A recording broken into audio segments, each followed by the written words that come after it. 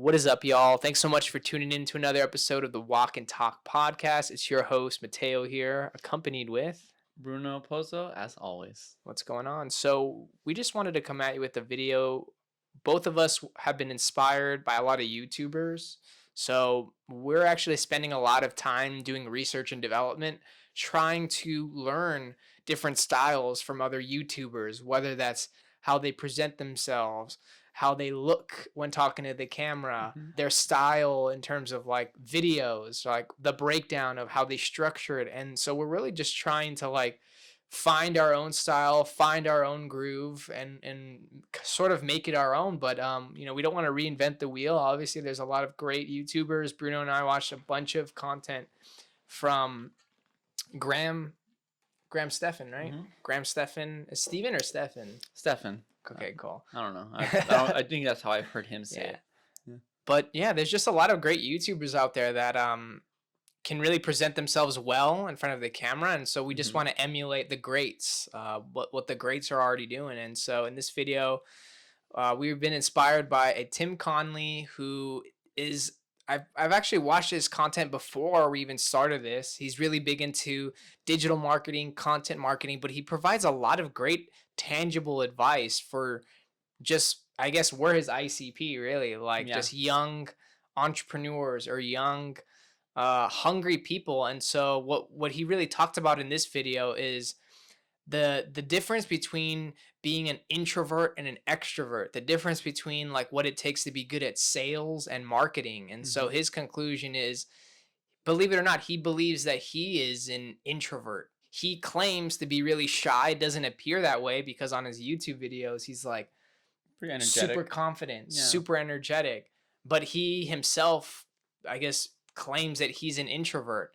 And his strategy or his idea of how he gets clients is marketing. He's going to focus on doing really good videos, providing value to his community. And through that, he wants to almost pull clients his way or attract the type of people that he wants to work with, as opposed to maybe someone who's a little bit more extroverted and likes to meet new people and convert new leads. So it's more of like a marketing versus sales mindset. So, I come from a sales background. Bruno's really good at marketing. I feel like we're kind of in the middle, but like, what are your thoughts on like this division of like sales and marketing, and it's different. Yeah. They It's they're different. hand in hand, but they're completely different in that sense too. It's just Yeah, it's they're interesting. they're very different like skill sets and motives, I would say too, because sales it's about like reaching certain quotas and it's all about the conversion rate, right? Like that's a big part of sales. It's like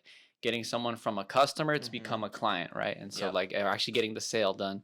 Whereas marketing, its end goal is to increase sales, but it's more indirect, I would say. It's like about attracting customers, attracting clients, and basically setting up like your brand or your product as some fulfilling some sort of need. And so marketing becomes much more of a game of telling a story or like somehow relating the product to the customer. And then sales is about like getting that customer to like finally jump that gun and like make that purchase, make that decision to work with you or whatever it is that you're trying to sell. And it's just funny because it is like very similar and it's like very nuanced, the difference. It's a very subtle Hmm. difference, but it does matter a lot. And it is weird that Tim Conley thinks himself more introvert because, like you said, when I was watching the videos you sent me, he doesn't come off very introverted at all. Seems very extroverted. Seems like outgoing guy, but I guess he's just really passionate about digital marketing and content marketing. And then, like he says, he's just more comfortable like being able to just work at home, do his own thing, and then talk to a camera by himself, which is kind of weird, versus going to a conference and like networking or doing like in-person events, which is true. That's also different. And then like even like he talks about how he doesn't really like cold calling or stuff like that. I'm Yeah. like, yeah, it's true. Like I don't think many people like cold calling for one, but to do it successfully it's a completely different skill set versus being successful as a digital marketer. Now, do you think companies need to have a good pulse on how to do both, or is it like, you can, if you're really good at sales and can rely on that, you don't really need to do marketing, or like the vice versa, like you're really good at marketing, so you don't really have to do so much of that Sales. like grunt sales or Yeah. cold calling, right? That's what I think of I like know. grunty sales Yeah. work. But like, what do you think? I mean, if the company's doing well on either one, I would say like definitely just lean into that strength and just like, put more chips into that table.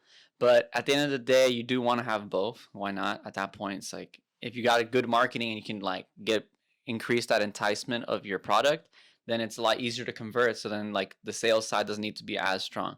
And if you have a good sales and you don't have as good as a marketing, that just shows that the salespeople are like extremely good at like doing that sort of attraction side of the Yeah. deal. Because if you have a product that has really bad marketing but your salespeople can still make it like happen and successful, that actually just speaks to the skills of those salespeople. So Which is equally as valuable. yeah, and I would say like sincerely, I think it's harder, and like Tim Conley says, he thinks it's harder too, and I can kind of see why that's the case because those are like such harder skills and like social skills, communication skills.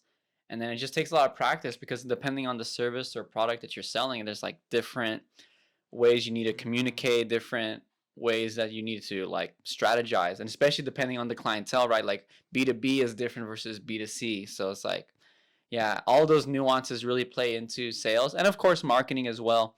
But I just find marketing is like you have more leeway because it's like you spend your time in a room like planning and then executing, and then you can adjust those variables. And sales has a little bit of that too, but it's just a little more intuitive because you have to play it by ear and like on a case to case basis based on the client or customer that you're speaking to. Yeah.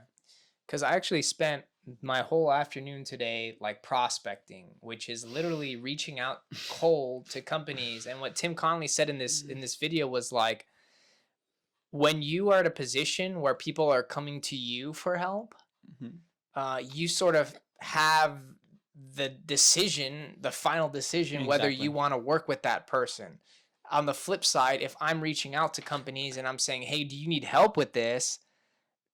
I need them more than they need me. And Mm-hmm. so I'm sort of reflecting like, I'm trying to control what we can to get new clients, but on the flip side, like what activities are going to lend itself to us getting more clients because Mm-hmm. I spent 5 hours prospecting. We spend 3 hours recording this video and editing this Mm-hmm. video.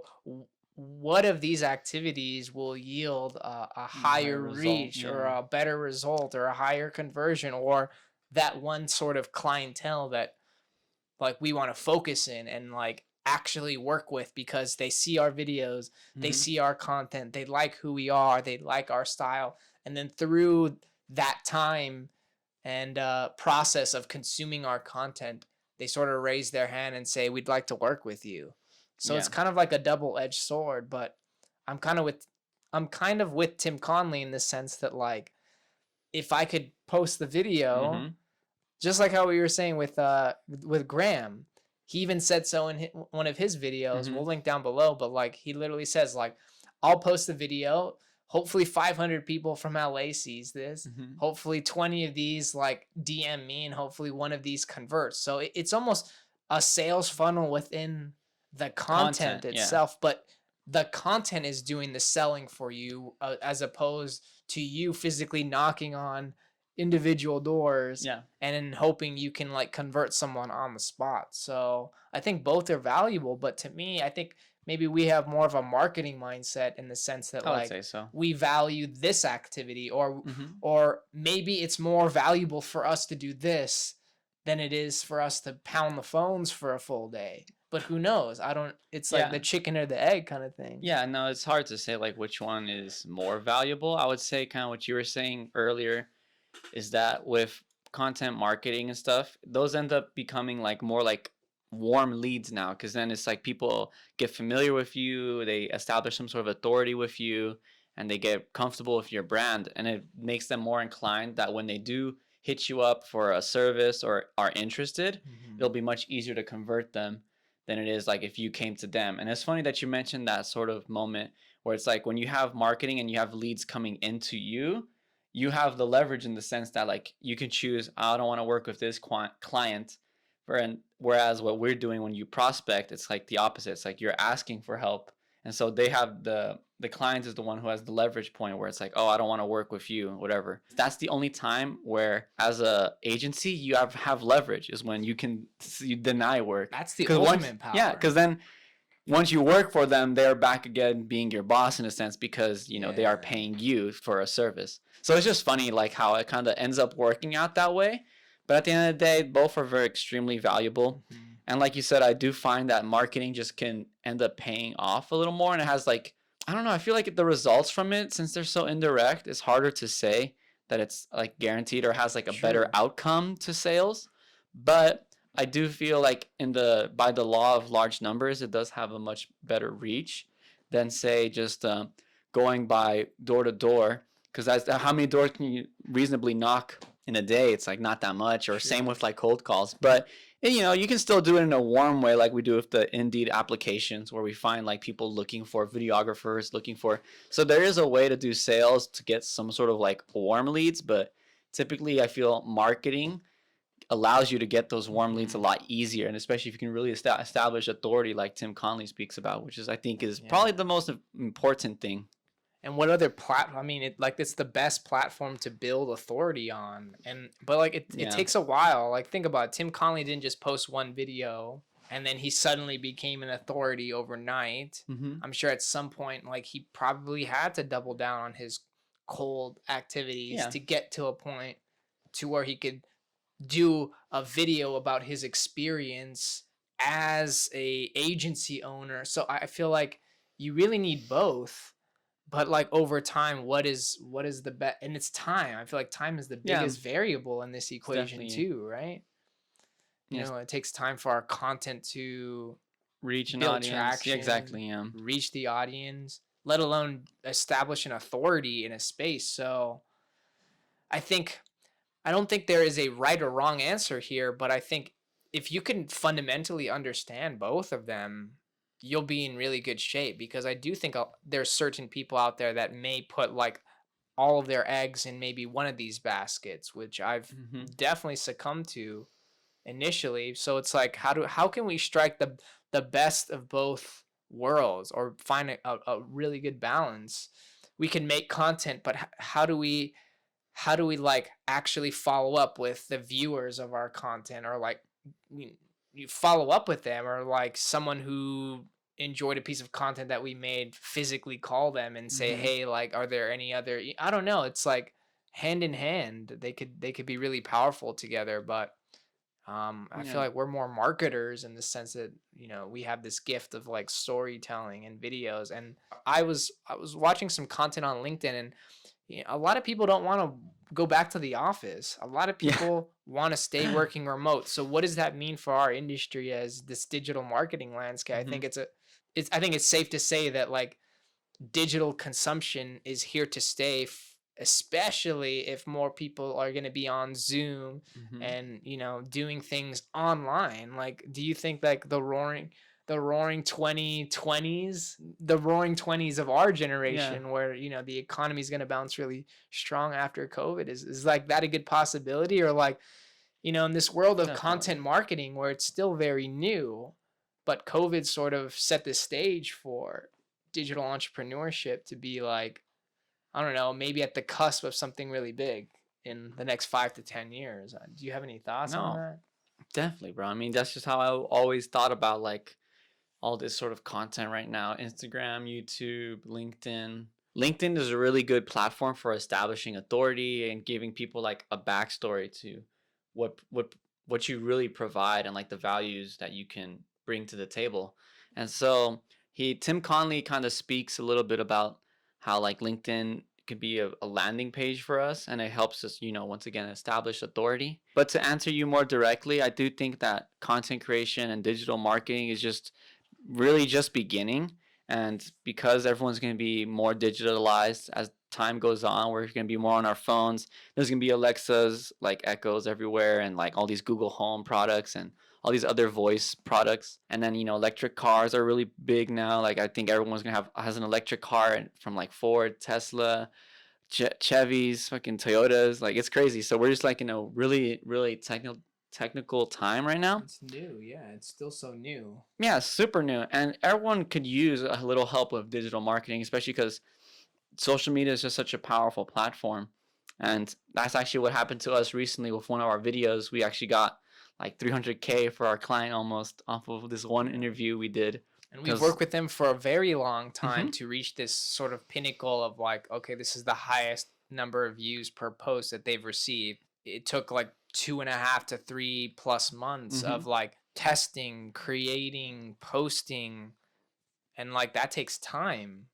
And everyone's so damn unpatient. I mean, I'm impatient as Yeah. hell, but like it's sort of it's such a long-term strategy to slowly start to see the fruits of that labor. Yeah, no, it definitely is not like a overnight thing. I mean, some people can get lucky in that regard. For sure. People have those their viral moments or whatever, but that's not like the norm or like something that should be expected. It's just something that may or may not happen. But the more at bats you give yourself for like producing content and publishing that content across different platforms, the more likely you are to be that person that gets like a very viral hit, like we did for our client, which is nice to now have for our portfolio too. So.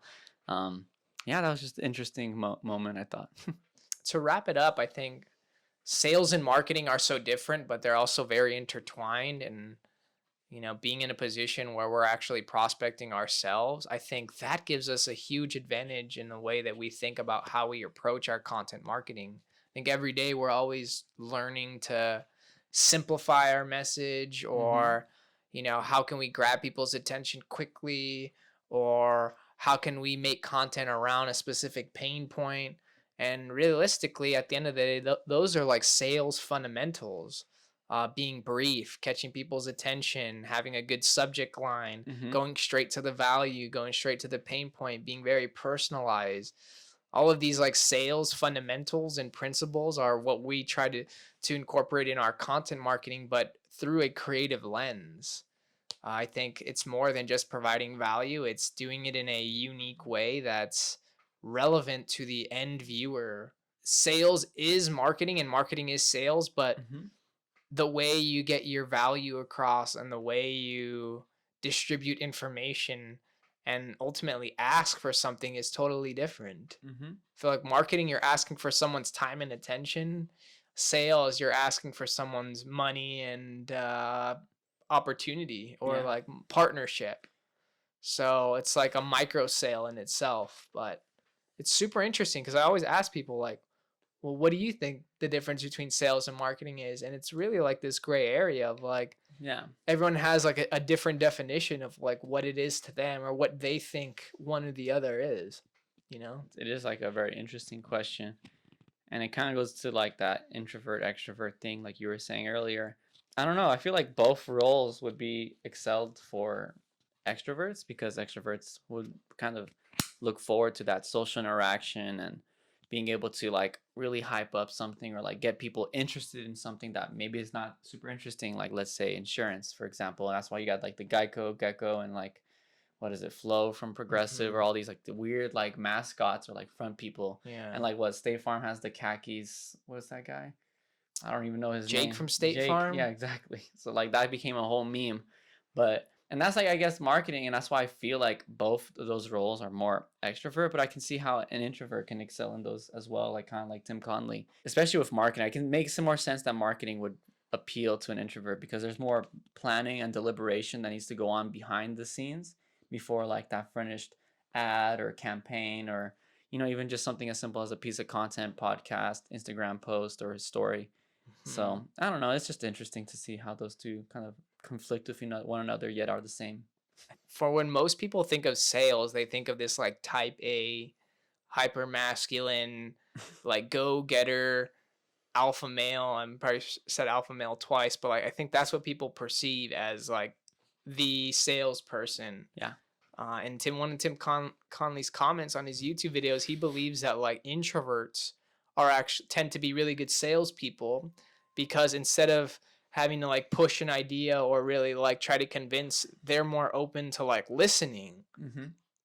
Like I actually feel rude if I'm talking over someone, Yeah. or I feel uncomfortable if I'm just trying to pitch my agenda, which I think is the stereotype of sales. Yeah. definitely. when I'm actually more interested in listening. I'm more interested in prescribing. I'm more interested in, yeah, just taking a different approach, but um doing it in a different manner. And I thought that was super interesting because there's like multiple ways you can skin the cat, but the way marketers really think is very like listening to feedback, qualitative and quantitative, Hmm. doing that like instead of like jumping into the water, they're like strategically planning. Okay, like what are some things we're getting told a lot? Hmm. How do we make that into a piece of content, and then what that piece of content actually looks like? That's something that takes days and weeks and months to create, let alone, but it has like the same task and the same like information that is required to do both of those jobs. I don't know. Let us know what you think. Are you an introvert? Are you an extrovert? Are you more comfortable, taking your time with ideas and making content out of it as a means of business development? Or are you more like a give me a phone and a phone book right now and I'll call like 50 people and like through my grit and tenacity, like Yeah. I will convert people because I Hmm. think those people do find success and we always Yeah. need those people. But we're always open to hearing your perspective of like just being self-aware, like what is my personality like, what Hmm. am I like, and then how can I do business in the way that I operate, or like my values are, or how I function as a human being. Yeah. Being able to leverage what things you're comfortable with, what you enjoy, what you don't enjoy, especially because if you're going to be working for something, you might as well enjoy it because it's how you're going to spend, what, 40 hours a week, assuming full time. So, yeah, just leaning into that and taking advantage of what you really are good at and what you really enjoy would be like something really important to focus on. And I think too, like I can't do what a lot of salespeople can do, but I feel like our gift in this world is to be able to like be creative, to tell stories, to like, I don't know. It's like for us, it's maybe we've had a lot of practice doing it, but like we have sort of this gift, or we have this passion for like telling these stories through a brand's identity. And we need to embrace that or recognize that as our strength, and double down on that. Mm-hmm. And I don't know, that's just something that we try to do, just learning from the greats out there, Graham, um all these other YouTubers that we've been, Gary V. Mm-hmm. Of course. So just noticing a common denominator in the fact that content marketing is here to stay, and to just sort of be listening this whole way through, and making it our own. So at the end of the day, all of our goals are, we want clients, we want paying Mm-hmm. clients, but most importantly, we want good clients. And I think what we define as good is like, if we're on the same wavelength, or we operate Mm-hmm. the same, or we value the same things. And I think truly the only way to like get that level of partnership is through content marketing, because people can really see our style and the way we like to do things. And through that, they want to work with us. And so that's our goal, is to find amazing partners that, like the way we do things, and want to partner with us for that very reason, not because we're the cheapest vendor, not because we have fancy equipment, but I think that's what it really takes to like have like a sustained long-term partnership with someone that you enjoy doing business with. Mm-hmm. So, with that being said, we thank you guys for tuning in to another podcast, and we will catch you on the next one. Ciao.